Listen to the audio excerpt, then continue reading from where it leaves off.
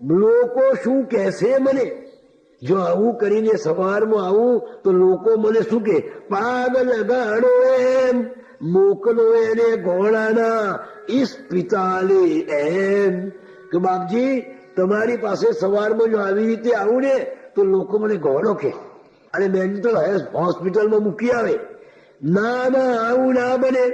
જગમાં હાસી થાય, જગની હાસી વિચારતા તન પરસેવો થાય. પેલા છોકરાને તો પરસેવો નીકળી ગયો કે આવી રીતે થવાતું છે બાપ, તમે મને આવી રીતે આવવાનું કહ્યું. એટલે પેલો મુગો જ બેસી રહ્યો. પેલા ભાઈ મુગા રહ્યા, બોલ્યાનો અક્ષર એક. ત્યાં બેઠેલા પાંડુરંગ બોલ્યા એકાએક. એટલે એકદમ પાંડુરંગ બોલ્યા, આપ કહો તો અબ ઘડી. કાલે શું? હમણાં જ બાપજી. આવી મુડાવી મસ્તક મૂછ, રંગાવી તમ પાસ હું, આવી જાવું અચૂક. મને કહો, આપ જો કહો તો માથું મુડાવીને, માથું રંગાવીને, એક બાજુની મૂછ કપાવીને હમણાં જ આવી જવું. વડા બેની વાતો સુણી વડ્યા ભગવાન, તારે એવું કઈ નથી કરવાનું ભઈમાન. એટલે તારે નથી કરવાનું એવું, કારણ તું તો તારા સ્વરૂપમાં આવી ગયો છું. આમ પ્રથમ દ્રષ્ટિએ મેં જાણી લીધું તમામ.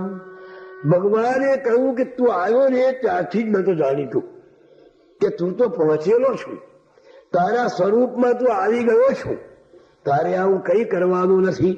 પણ જો પાંડુરંગની કેવી હિંમત હતી કે બોલો, હું કાલે માથું ઉડાવીને રંગીન તમે કહેતા હોય તો આવી જાઉં. પેલાને તો પરસેવો થઈ ગયો બિચારાને. પાંડુરંગે હા પાડી. આવી રીતે પાંડુરંગની સાધના પેલા ભગવાનના માર્ગદર્શન નીચે આગળ વધતી જાય છે. માણસની સાધનામાં પહેલું પગથિયું નાહમ દેહ. એ બહુ જ મહત્વની વસ્તુ છે. હું શરીર નથી.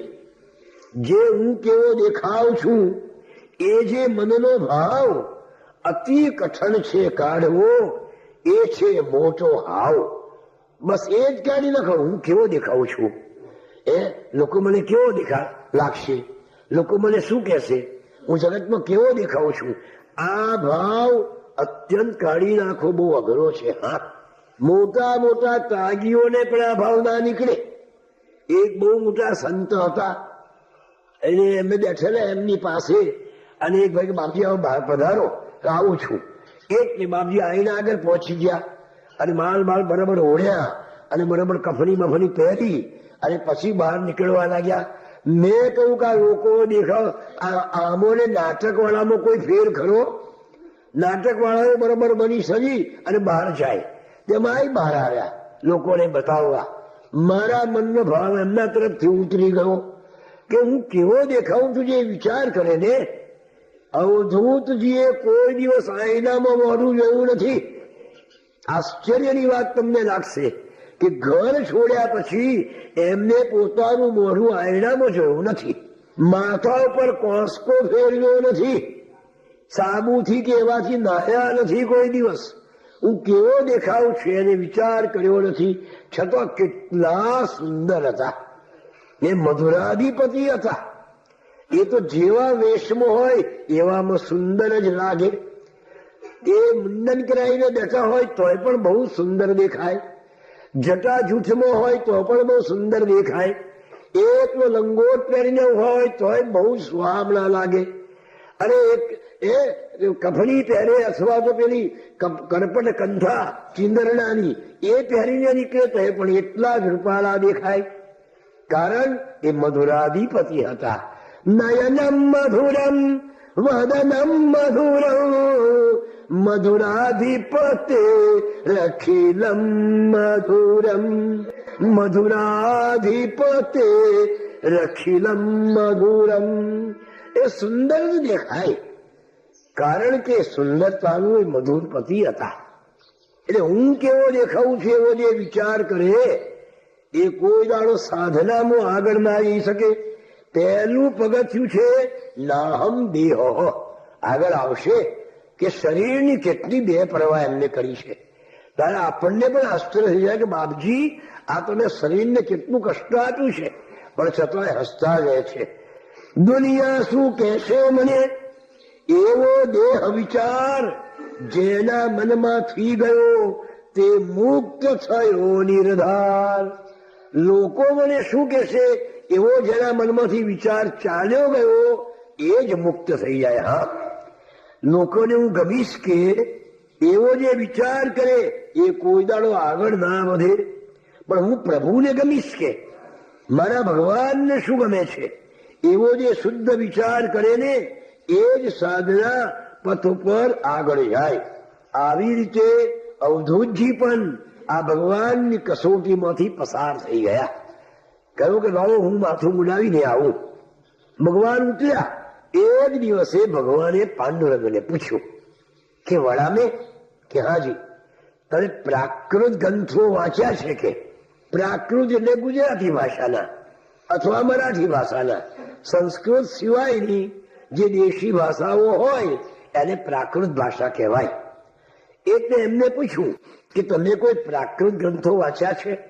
આ તો જુવાન છોકરો, હજુ તો 19-20 વર્ષનો છે, સંસ્કૃતનો વિદ્વાન છે, અંગ્રેજીનો મોટો પંડિત છે, એટલે સહજ એનામાં અભિમાન તો આવી જાય. એટલે જુવાનીનું એટલે જાણે એટલે એકદમ લેકો ચાડીને જવાબ આવ્યો, મારે પ્રાકૃત શું કરવા વાંચવું પડે? જે સંસ્કૃત ના જાણતો હોય એ પ્રાકૃત વાંચે. હું તો સંસ્કૃતનો પંડિત છું, મારે શું કરવા પ્રાકૃત વાંચવું પડે? અને સંસ્કૃતમાં શું ઓછું છે તે મારે વળી પ્રાકૃત વાંચવું પડે? મૂળ મૂકીને પ્રાકૃતે શા માટે અથડાવું? આવો ઉત્તર દઈ દીધો. જુવાન હતા એટલે જુવાની સહજ અહમ થોડો હોય એટલે એવો લેકો તોડીને બોલ્યા, મારે શું કરવા પ્રાકૃત વાંચવું પડે? જે સંસ્કૃત ના ભણ્યો હોય, અંગ્રેજી ના ભણ્યો હોય એ ગુજરાતી વાંચે. હું તો ભણેલો છું, અને એવું સંસ્કૃતમાં શું છે તે ગુજરાતીમાં શું છે તે સંસ્કૃતમાં નથી, એટલે સંસ્કૃત જ બરાબર છે. આ સાંભળ્યો જવાબ.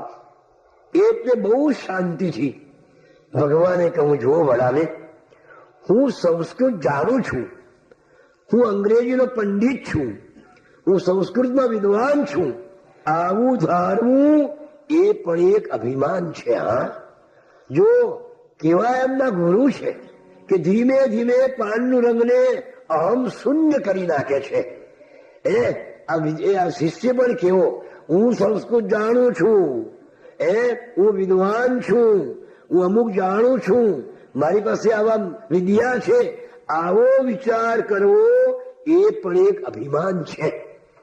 અને આવું અભિમાન પણ સાધકને નીચે ઉતારી દે, સાધકને ગર્તમાં નાખી દે. આવડે છે મને સંસ્કૃતો એ મિથ્યા અભિમાન ટાળવા માટે પણ તમે વાંચો પ્રાકૃત જાણ. ભાઈ, આ અભિમાન છે.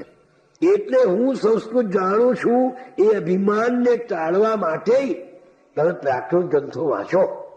જો સ્વામી મહારાજના જીવનમાં પ્રસંગ આવે છે, 9મી હતી રામદાસ સ્વામીની જયંતિ, એટલે વાસુદેવાનંદ સ્વામી મહારાજે કહ્યું કે આજે આપણે દાસબોધ વાંચીશું.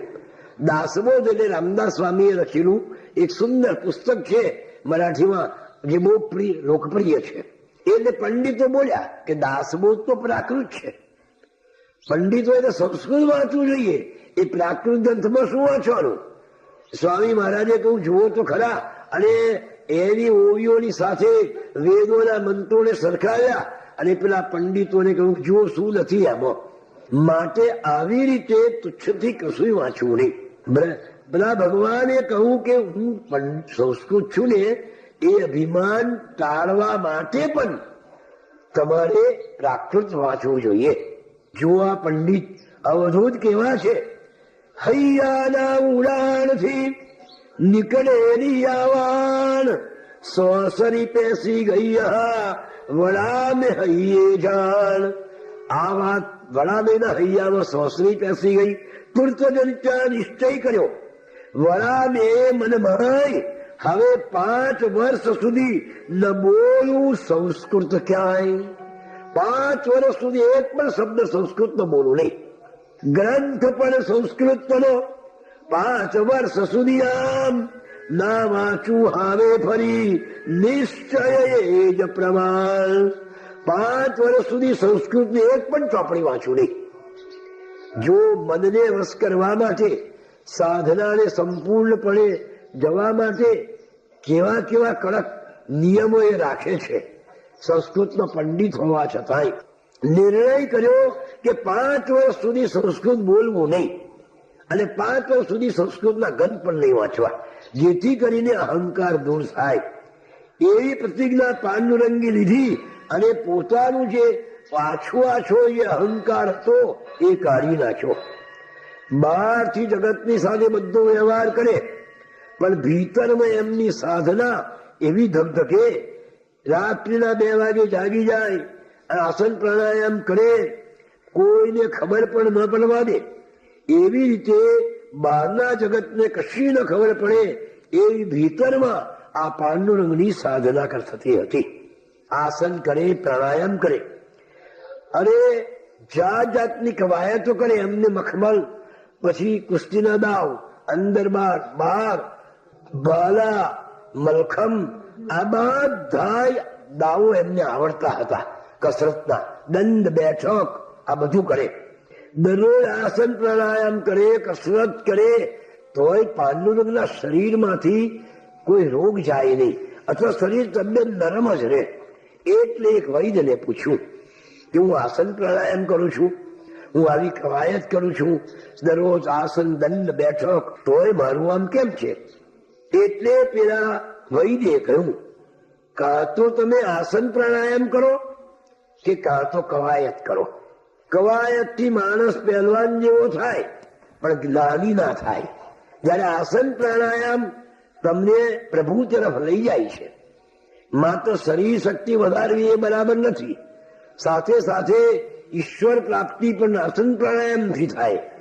એટલે તે દિવસથી પાંડુરંગે આ કસરત કરવાનું છોડી દીધું અને માત્ર સવારમાં આસન પ્રાણાયામ, ધ્યાન, ધારણા આવું કરવા લાગ્યા. આવી રીતે અવધૂતજીની, આ પાંડુરંગજીની સિનિયર BA નું છેલ્લું જ વર્ષ છે. પરીક્ષાના માત્ર એક જ ટર્મ બાકી છે. હવે જો એક ટર્મ પૂરી થઈ જાય તો પોતે BA ગ્રેજ્યુએટ થઈ જાય અને સારામાં સારી નોકરી મળે. આ છેલ્લું જ વર્ષ હતું. પણ એ વખતે શું બન્યું? માતૃભૂમિના મુક્તિનો એકદમ ત્યાં આગળ પડકાર થયો. દક્ષિણ આફ્રિકામાંથી ગાંધીજી આવ્યા અને એમની દેશની મુક્તિ માટે ચળવળ શરૂ કરી. તિલક મહારાજે જબરજસ્ત પડકાર ફેંક્યો કે સ્વરાજ મારો જન્મસિદ્ધ હક્ક છે. અને એમની વાણીથી જુવાનિયાઓના હૃદયમાં પ્રાણ પુરાયા અને જાગી ઉઠ્યા. જલિયાનવાલા બાગનો પ્રચંડ હત્યાકાંડ બન્યો. એ જાણતા જુવાનિયાઓ જાગી ઉઠ્યા. દેશની રાજકીય ક્ષિતિજ પર ગાંધીજી આવી ગયા અને યુદ્ધના રણસિંગો ફૂંકાયા. ચારો અંગ્રેજી સલ્તનતને પડકાર આપ્યો છે, માટે બધાએ અભ્યાસ ભણવાનું છોડી દો, દેશની આઝાદીમાં લાગી જાઓ.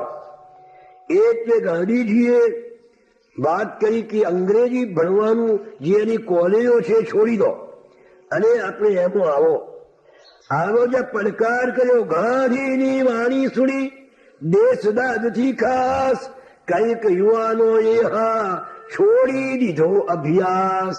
કે નહીં, પણ જો બાપજીનો ત્યાગ કેવો છે. આપણા પાંડુરંગ પણ અભ્યાસે જે સુણી ગાંધી વાણીને મન વિચાર્યું. એ પાંડુરંગે શું વિચાર કર્યો? દેશ બધો ઘોરી રહ્યો, ઘોર ઊંઘમાં હાય, તેની મુક્તિ કાજા કરવું જોઈએ કાર્ય. યૌવનની ખુમારીને જ્વલંત દેશની દાજ જલતી જે હૈયામહી, તેથી એમણે આજ શું કર્યો? રાષ્ટ્રદેવના યજ્ઞની જ્વલંત વેદી પર બલિદાન આપી અને છોડી દીધું ભણતર. આખા ગુજરાતમાંથી 2 છોકરાઓ નીકળ્યા. આખા ગુજરાતમાંથી ગાંધીજીએ પડકાર કર્યો કે અંગ્રેજી કોલેજો છોડી દો અને આવી જાઓ મારી સાથે ચળવળમાં, દેશની આઝાદીમાં. એ વખતે બે જ એવા જુવાનો નીકળ્યા કે જેને ભણવાનું છોડી દીધું. એક પાંડુરંગ વડામે, જે પરમ પૂજ્ય શ્રીરંગ અવધૂત મહારાજ, અને બીજા ચુનીલાલ ભાવસાર કે જે પૂજ્ય મોટા હરિઓમ આશ્રમ વાળા. દેવ મિત્રો. અને આ બંને જણાએ કોલેજ છોડી દીધી. છેલ્લું જ વર્ષ, 2-3 મહિના જ જો રહે તો એ ગ્રેજ્યુએટ થઈ જાય અને અંગ્રેજોના શાસનમાં સારામાં સારી નોકરી એમને મળે. એ અલખ કહે સુન શિષ્ય તું, પાંડુરંગનો ત્યાગ નાનો સૂનો આનતો, હૈયે દાજ અતાગ. કેવી એમની દેશદાજ હતી. આ ત્યાગ કોઈ નાનો નતો. નાનકડો એક ભાઈને વિધવા માતા ઘેર, બંનેના આધાર આ હતા જાણસુ પેર. પેલા ભાઈ અને મા બંનેનું પોષણ કરવાનું, આ બંનેના આધાર આ જ હતા. અને એ બધું છોડી દે તો માના કેટલા અરમાન હશે કે હવે 4 મહિના બાકી છે, દીકરો ગ્રેજ્યુએટ થઈ જશે, સારામાં સારી નોકરી મળશે, અમને બધાને ખૂબ આનંદથી પાડશે. આવા મારા કેવાય અરમાન હશે, ભાઈના અરમાન હશે. પણ દેશદાજના અગ્નિમાં કુટુંબનો એ સ્નેહ બળી ખાક થયો કરે, એમો ના સંદેહ. કુટુંબના સ્નેહને બાળી દીધો દેશની દાજમાં. આવા એ દેશ દાજ વાળા હતા. વડોદરા કોલેજમાં એક જ છોકરો નીકળ્યો અને છેલ્લું વર્ષ, 4 મહિના પછી તો ગ્રેજ્યુએટ થવાના હતા. એ છેલ્લું વર્ષ બીએ તણું છોડી દીધું છે. દેશદાજ તણું આ જ્વલંત આ દ્રષ્ટાંત બીજે જોવા નહીં મળે, સાચું કહું નિતાંત. અલગજી કહે છે કે નિરંજન, આવો ત્યાગ કરનાર દેશને માટે બીજો કોઈ નહીં મળે. કે ભણવાનું, કારણ કે પછી ખાવા મામા પેલા ભાઈ અને મા છે, સારી નોકરી મળવાની, આ બધું છોડી દીધું. ભણવાનું છોડી દીધું. માતૃભૂમિને કાજ સેનાની માં ભૂમના બન્યા પાંડુરંગરાજ. અને માનવ મુક્તિ માટેના સૈનિક બની ગયા. બસ વતનનો સાદ સાંભળીને પંચમહાલમાં પહોંચી ગયા અને ગામડે ગામડે ઘૂમવા લાગ્યા. મામા સાહેબ ફડકે, મારુતિભાઈ જેવા મોટા મોટા દેશ નેતાઓ એમની સાથે ફરીને દેશદાજ હોવાથી જાગૃતિ લાવવા કરવા લાગ્યા.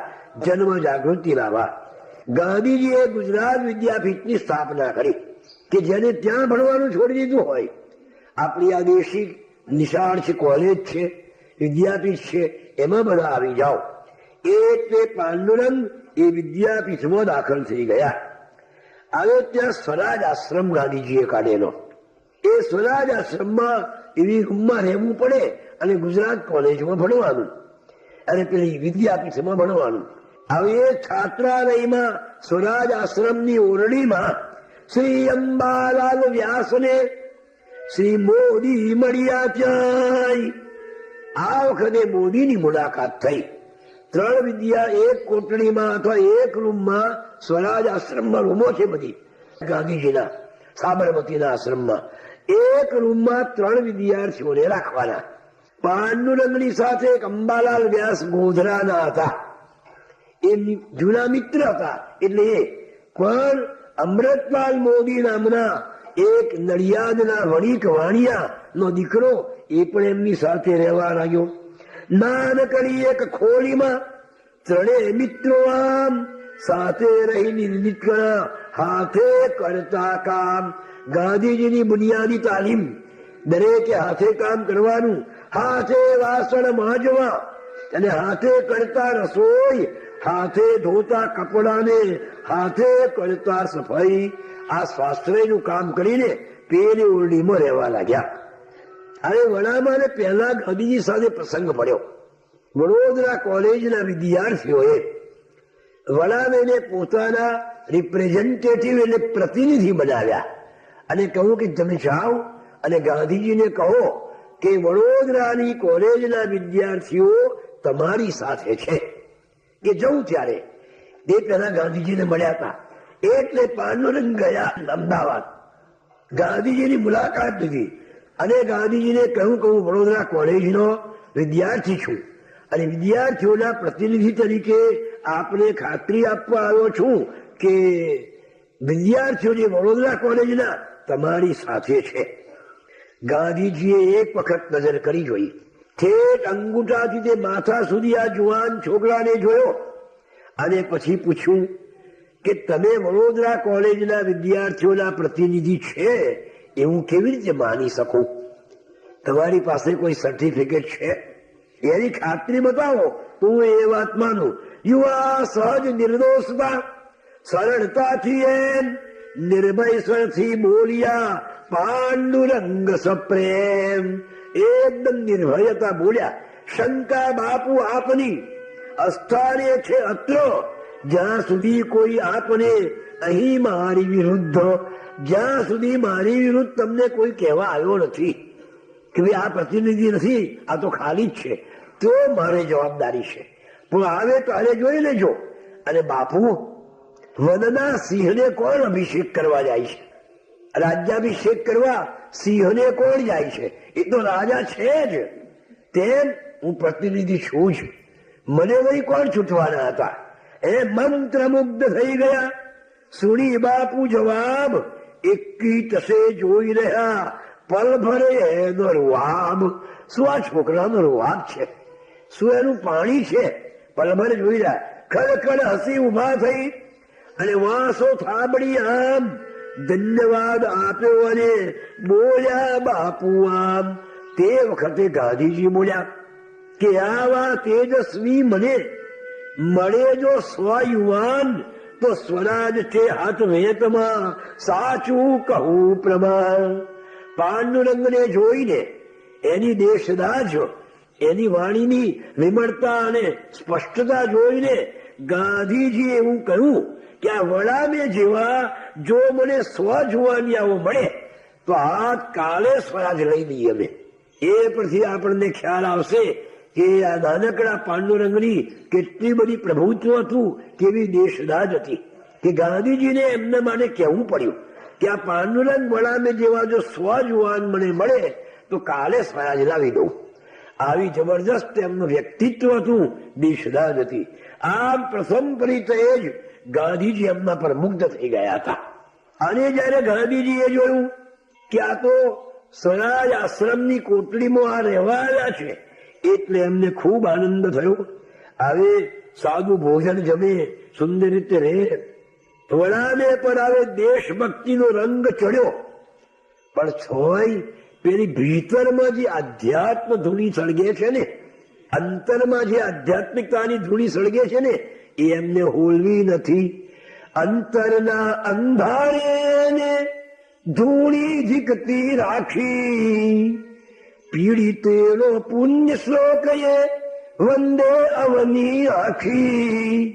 પરના દુઃખે દુઃખી એનું કારજરું કોરાય, રોક્યો ના રોકાય એ અવધૂત ચાલ્યો જાય, ચાલ્યો જાય. એ અંતરમાં ભીતરમાં જે આધ્યાત્મિકતાની ધૂણી હતી એ જીતતી રાખી હતી. એટલે આશ્રમમાં રહીને પણ અનેક લીલાઓ કરતા હોવા છતાંય પોતાની આધ્યાત્મિકતાને ભૂલ્યા નતા. પેલા 3 મિત્રો આવે, એક કોટડીમાં સાથે રહે છે, એક અંબાલાલ વ્યાસ, બીજા અમૃતપાલ મોદી અને ત્રીજા પાંડુરંગ વડામે. પાંડુરંગ વડામેનો એક એવો નિયમ કે દર પૂનમે ડાકોર દર્શન કરવા જવું. જો આપણા સામાન્ય છીછરા માણસો એક સામાન્ય ગાંધીજીનો સંગ કરે તો એટલામાં તો ભગવાનને હું છોડી દે છે. ભગવાન કેવો, આપ ગાંધી જ ભગવાન અમારા. અથવા તો એમને શરમ આવે છે. જયારે આ પાંડુરંગ ચુસ્ત ગાંધીવાદી હતા અને ગાંધીની સાથે આટલો નિકટ નિયમ, પણ પોતાનો ધર્મ છોડ્યો નતો. દર પૂનમે રણછોડરાયના દર્શન કરવા જવાનું છે. ગાંધીજી એક આંટો મારવા માટે નીકળ્યો બધી હોસ્ટેલની રૂમોમાં, બધી છાત્રાલયની, કે બધા છોકરાઓ શું કરે છે. એટલે આવી ગયા આ પાંડુરંગની રૂમ આગળ. 2 જણને જોયા. વડાને પ્રત્યે એમને અત્યંત પ્રેમ હતો, એના તરફ મોટી આશા હતી. એટલે વડાને જોયા નહીં એટલે મોદીજીને અથવા અંબાલાલ વ્યાસને પૂછ્યું કે આપ વડામે ક્યાં ગયો, કે વડામે તો ડાકોર ગયો છે. કેમ? કે રણછોડરાયના દર્શન કરવા. એ તો દર પૂનમે જાય છે. એમ ગાંધીજી કે હજુ ડાકોર બાકી રહ્યું, એને પાછું દેશ સેવા કરવાની છે, ભારત માતા એ જ સાચો દેવ, અને પાછો આ ડાકોર જાય છે. આવું ગાંધીજી મનમાં કંઈક બોલ્યા હશે, થોડુંક હસ્યા કે કઈ વાંધો નહીં. સોજે વડામે આવ્યા એટલે ગાંધીજી પાછા આવ્યા કે વડામે ડાકોર ગયા હતા, કે હા બાપુ. ડાકોરની ગંદકી જોઈ કે ના? ડાકોરની ગોમતી પર લોકો ગંદા પાણીમાં સ્નાન કરીને શ્રદ્ધાનો કેવો ગ્રાસ કરીએ જોયું કે ના? ડાકોરના બ્રાહ્મણોની લોલુપતા જોઈ, લોકોની શ્રદ્ધાનો એ કેવો દુરુપયોગ કરે છે જોયું કે ના? બધું ના જ કે. એટલે ઊંચી ડોક કરીને પાંડુરંગે જવાબ આપ્યો, બાપુ હું ડાકોરની ગંદકી જોવા કાજ નતો ગયો ડાકોરમાં, સાચું કહું છું આજ. હું કઈ ડાકોરની ગંદકી જોવા ગયો હતો કે શહેર ઇન્સ્પેક્ટર સાહેબ નતો ગયો હું ત્યાં. હું તો ગયો હતો ડાકોર, હું પ્રભુ દર્શનને કાજ નિરખવા નયનો થકી રણછોડરાય મહારાજ. મારી આંખથી ભગવાનની નયન મનોહર મૂર્તિને હું નિરખવા ગયો હતો.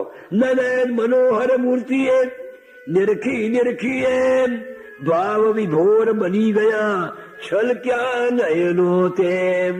મને તો મારી આંખમાં રણછોડરાયના દર્શન કર્યા આંસુ આવી ગયા. દર્શન કરવા ગયો હતો તેથી મુજને ત્યાંય રણછોડરાય સિવાય આન દેખાયું ના ક્યાંય. આનું નામ સાચી જાત્રા કહેવાય. આપણે તો જાત્રાના સ્થળ ઉપર જઈએ એટલે ત્યાંની નિંદા જ કરીએ કે બ્રાહ્મણો બધા આવા છે, બધું બહુ ગંદકી છે, મંદિરમાં આવી અવ્યવસ્થા છે, અહીંયા સાલું આ નથી, અહીંયા સાલું તે નથી. ભાઈ તું જાત્રા કરવા આવ્યો છે કે આ બધી ભૂલો શોધવા માટે આવ્યો છું? આપણું ધ્યેય શું છે?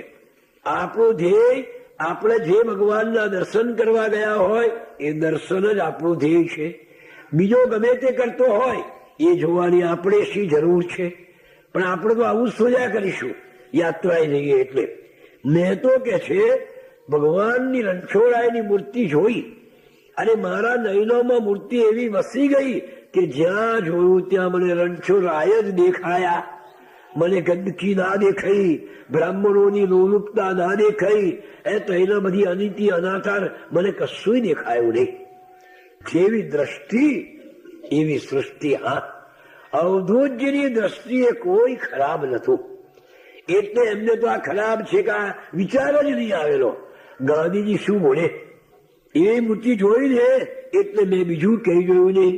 ડાકોરની એ ગંદકી કે વિપ્રોનો લોભ ના દેખાયા મને કદી, મારે શેનો ક્ષોભ.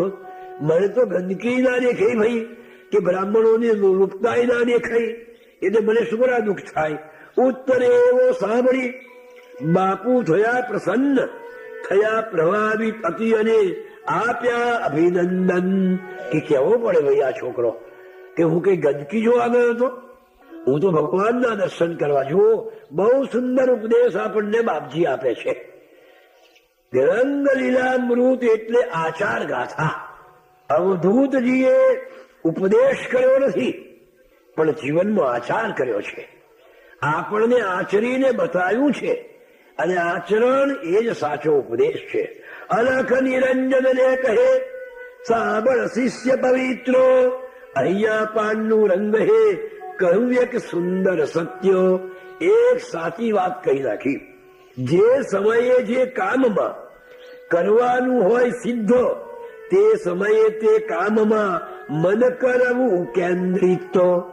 મનને એમાં જ કેન્દ્રિત કરવાનું. આજુબાજુ શું ચાલે છે એ જોવાની આપણે શી જરૂર છે? આપણે તો ભગવાનના દર્શન કરવા આવ્યા છે એટલે દર્શન જ કરવાનો. પણ આપણે તો પેલો શું કરે છે?